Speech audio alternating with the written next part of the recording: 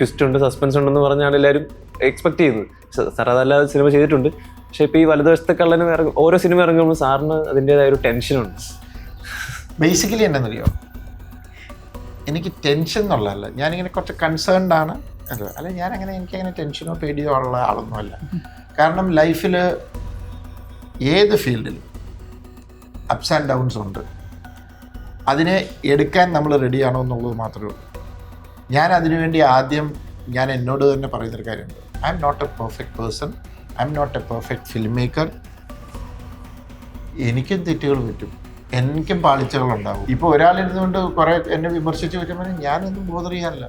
അതിനകത്ത് എന്തെങ്കിലും കാര്യമുണ്ട് എന്ന് എനിക്ക് തോന്നിയാൽ ഞാനത് സീരിയസ് ആയിട്ട് നോക്കി അതിനെ ചെയ്യും.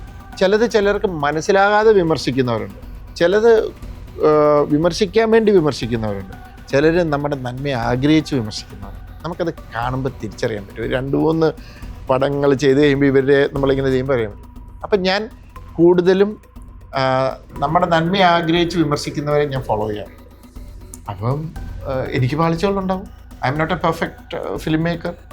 അതുകൊണ്ട് ഞാൻ എന്തിനെ പേടിക്കണേ, അതുകൊണ്ട് ഞാൻ എന്തിനെ ടെൻഷൻ അടിക്കണേ. ഞാനത് പണ്ട് വെരി ബിഗിനിങ്ങിൽ എനിക്ക് എന്നെ നന്നായിട്ട് അറിയാം. ഞാനതുകൊണ്ട് വെരി ബിഗിനിങ്ങിലെ പറഞ്ഞത് ഞാനൊരു ഡയറക്ടറോ റൈറ്ററോ അല്ല, I M A story teller. ഞാൻ കഥ പറയുകയാണ്. അതെനിക്ക് തോന്നിയ പോലെ ഞാൻ പറയും. അതിനകത്ത് ചിലതിനോട് ആൾക്കാർക്ക് അഭിപ്രായ വ്യത്യാസം ഉണ്ടാവും.